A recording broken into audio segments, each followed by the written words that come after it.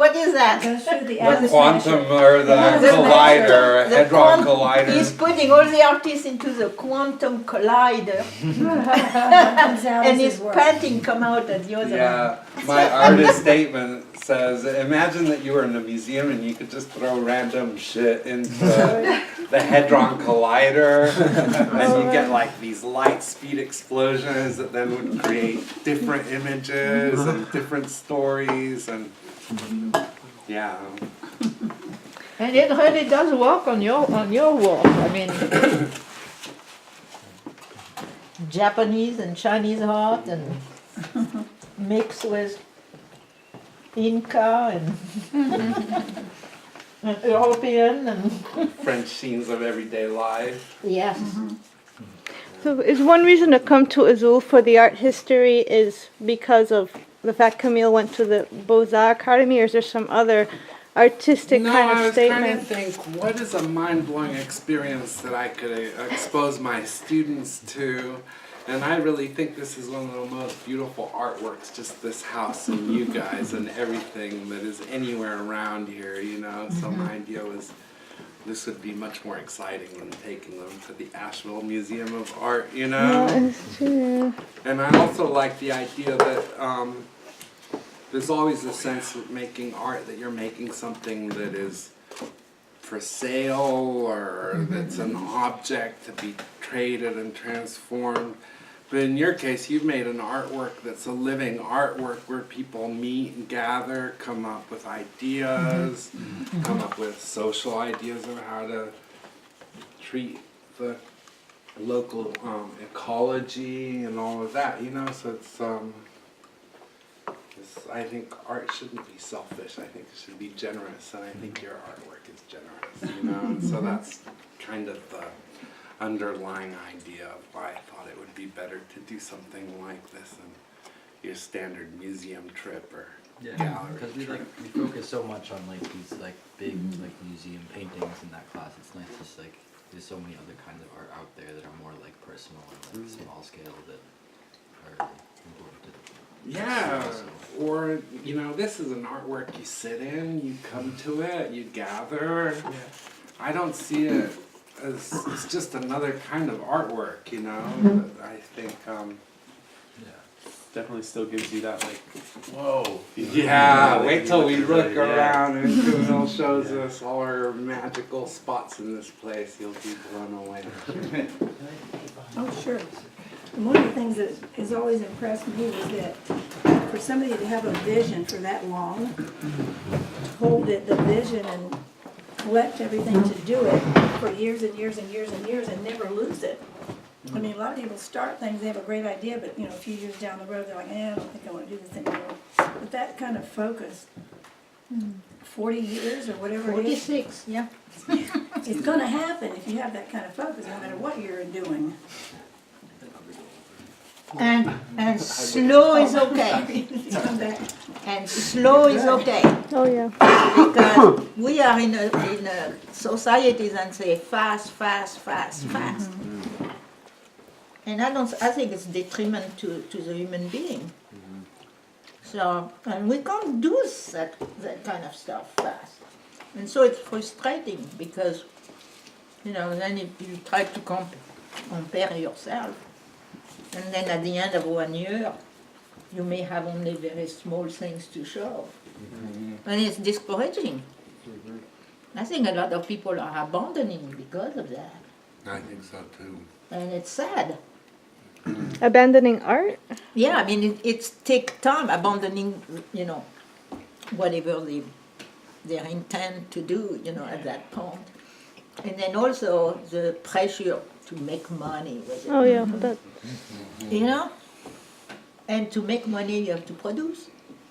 And so, you know, and to produce, then that take away from your creativity of finding the It's next not step, finding you know. So So, doing so it it's yourself. all mixed up, and it's really a lot of against you.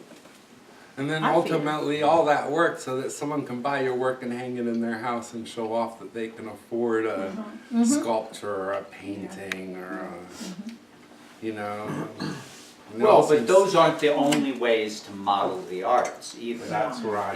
It's a social relationship between art and society. Yeah. And if the citizens of a society decide we want our social relationship to art to be different, we want to support the arts, then that could happen, because you just have to look at societies like Cuba or Vietnam, you know, or Scandinavian societies, a very different France, a very different relationship to the arts than you have in the United States of America. And of course, here we are in America. And Camille's from France. So, you know, we got to recognize that that's the case, but these other models exist too. And where arts are treasured and supported. The French model is incredible. They may have taken it away in the past couple of years, but where basically if you worked, I think it's 2 weeks, but they didn't have to be consecutive, at any time during the year as an artist, and you got paid for it and could produce your pay stubs or your bank statement or whatever you sold or whatever, you were entitled to benefits for the rest of the time, for the rest of the year. Not a whole lot, but Support, yeah. yeah, support of some sort. And that's what artists need, is just that little bit of support so that they can develop, you know, what's in them. It's true, and then the musicians and artists that I know, they're not aspiring to have a big house or the latest SUV, you know, they just want like the room and space to play guitar and sing. Yeah. Or to do cool stuff on their computers. I really don't know.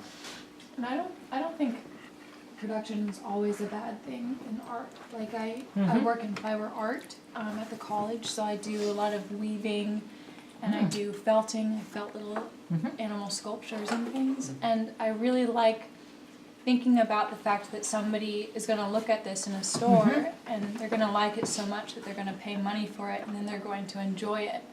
And that, for me, is really encouraging and motivating to actually make it. So that's how I feel about productions. I can relate to that. I'm a weaver, I'm a quilter. And I really enjoy in weaving particularly because when you are, you know, you're putting your warp, you are putting the things, and then you are weaving. But then when you are actually weaving the things, it becomes very mechanical. Yes. And during that time, especially because you got movement, you got your feet going, you got the thing, you're banging, you know, and you pass the things, and, you know, banging and all that kind of stuff. It's a whole brain and body then develop, then give you the time also to think of what you are going to do. And same thing with the quilting. You know, when you start to do the quilting part, you know, you put your whole quilt together, that's something. But after, when you do the quilting itself, it's so mechanical, you know. And you just put the needle, yeah. And these kind of movement things bring a whole, you know, time. It's meditation. Is what it Yeah. feels like. Yeah. So yeah, I can understand what you are saying, definitely. But you see, to arrive to the point where you are going to sell your thing, you already have to be very advanced because it's very competitive. So That's true. when you arrive to the point where you produce that, and not only just to produce what you are doing, but to renew yourself years after years, you know, all this, yeah, count. That's true. We are kind of lucky around here. I don't know if you are you aware from the Black Mountain College, the Yeah. band house. Annie Albert was a weaving. She was the wife of Joseph Albert, the painter, and it's fantastic. But she was an excellent weaver, and she was doing the weaving in a very artistic way. And it was so overshadowed by all the men that she's surrounded by. It's really a shame. It is a shame. Yeah. You know what blew my mind is when I arrived here. I arrived here in '72, And so when in 72 I asked people, you got the Black Mountain College here. And they said, we don't know nothing about it. They didn't know nothing. In 1972, nobody, I even went to Black Mountain itself. I said, oh, no. And it took me, and I thought, and I knew that from Paris, because the Banos and the Joseph Albert and Hanny Albert and all these, they were known, And so I come back here and nobody knew. And so I was kind of, shocked with it. And then it's many years later, I had a very good friend and was in charge of the Lipinski Auditorium in UNCA. Yes. And so she was inviting people. And she decided to invite Laurie Anderson and fiddle players, and also she's known with the ha ha ha ha music sticks and the repetition, and anyway, and to have that at the Lipinski Auditorium was impossible because she was too famous. She was too and so she got involved with the art museum in Nashville. And combined, they could, because then it was a bigger venue, and So she was invited that. So Burns decided to give me a ticket for this, and she placed right next to me the woman that was in charge of at the time to make the college, the Black Mountain College, to be known. Alice, her name is Alice. So, and I'm sitting next to her. Bun didn't tell me, And so we talked, and then the woman say, "Are you Camille?" I said, "Yes, I'm Camille." Ah, okay. So then, because she knew, Bun told her. And so she said, "I am part of the, I'm trying to get, that was at the time where they tried to get the museum in front, across from WCQS. They now have a museum for Black Mountain happenings, and stuff. Yeah.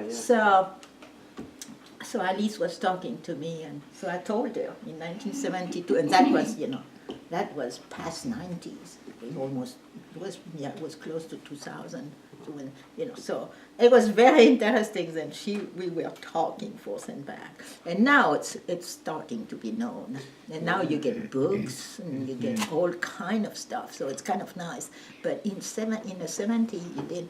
And what is interesting is when we asked Laurie Anderson, she never been there, but she said that all her creation come from this. And not that she was there, but she was influenced by all the people that like was John there. Cage and John like Cage that. and Rauschenberg and and Jacob Lawrence Merce was Cullinson and all those, and they said that was perhaps the most modern American art, and it was almost lost.